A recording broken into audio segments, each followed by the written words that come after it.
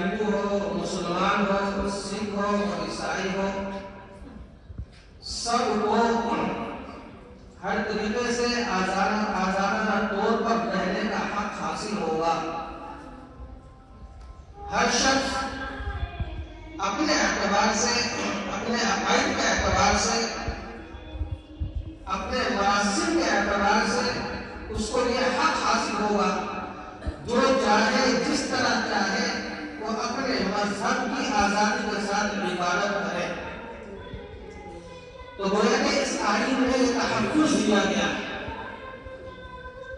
اور چونکہ یہ جو آئین کا جو تحفظ تھا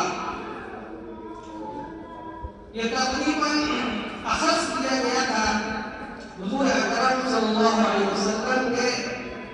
اس آخری حجۃ الوداع کے خطاب سے، جس میں آپ نے تمام صحابہ کو جمع کر کے اور اکٹھا کر کے آخری حجۃ الوداع میں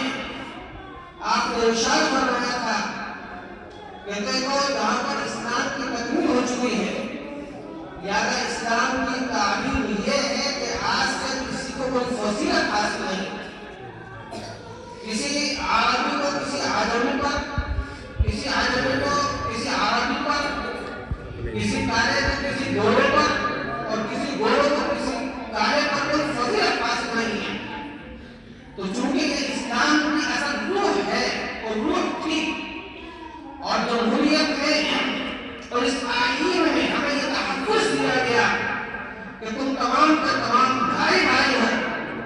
اس اعتبار سے آج جو جمہوریہ میں یہ جو ہم مناتے ہیں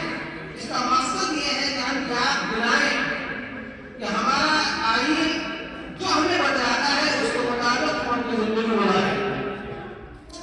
اس اعتبار سے کہ ہم جو جمہوریہ مناتے ہیں اور اب ملک کی حفاظت کا مسئلہ، ملک کے تحفظ کا مسئلہ، یہ ہمیں نہ صرف یہ کہ اس آئین میں دیا ہے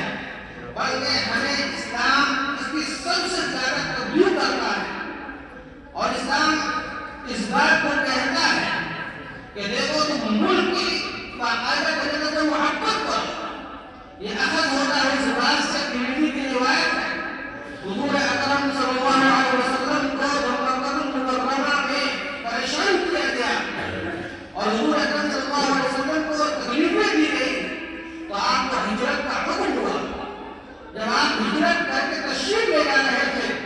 لہذا حضور اکرم صلی اللہ علیہ وسلم نے مکہ المکرمہ کے شہر کی طرف مخاطب کرتے ہوئے فرمایا، اے مکہ تو وہ شہر ہے جو مجھے سب سے زیادہ محبوب ہے، اگر تیرے رہنے والے مجھ سے دشمنی نہ کرتے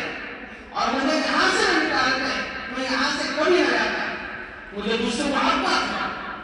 لہذا اس حدیث سے، اس عمل سے، حضور اکرم صلی اللہ علیہ وسلم کے اس قول سے یہ بات ثابت ہوتی ہے کہ انسان جس مادہ علم میں رہتا ہے یا جس ملک میں رہتا ہے اس کا تحفظ کرنا اور اس کے مشفقانہ محبت رکھنا یہ اس کا اسلامی فریضہ بھی ہے۔ لہذا ہم یہ سمجھتے ہیں کہ جس طرح سے ہم اپنے آپ کو محبوب رکھتے ہیں، اپنے خاندان کو محبوب رکھتے ہیں، اپنے آپ کو محبوب رکھتے ہیں، اس کا تحفظ کرتے ہیں، اسی طرح سے اس ملک کے لیے ہر طریقے سے ہم محبت کرنے کے لیے تیار ہیں، اس کے تحفظ کے لیے مرضی قربانی کرنے کے لیے تیار ہیں۔ اسی وجہ سے ہم یہ یوم جمہوریہ بنا رہے ہیں۔ اسی طرح سے یہ آئین ہمیں تحفظ دیتا ہے اس بات کے لیے کہ آپ کو انصاف کرنا ہے اور یہ چیزیں قرآن بتلاتی ہے لہٰذا تم آپس میں انصاف کرو، اس لیے کہ وہ تقوی کے زیادہ قریب ہے۔ تو بیان یہ کہ مجھے لمبی کوئی بات نہیں کر رہی ہے، آج مسلمانوں پر احتجاج کیا جاتا ہے اور مسلمانوں کو باقاعدہ یہ کہا جاتا ہے کہ ان کا ایمان صرف اسلام پر ہے۔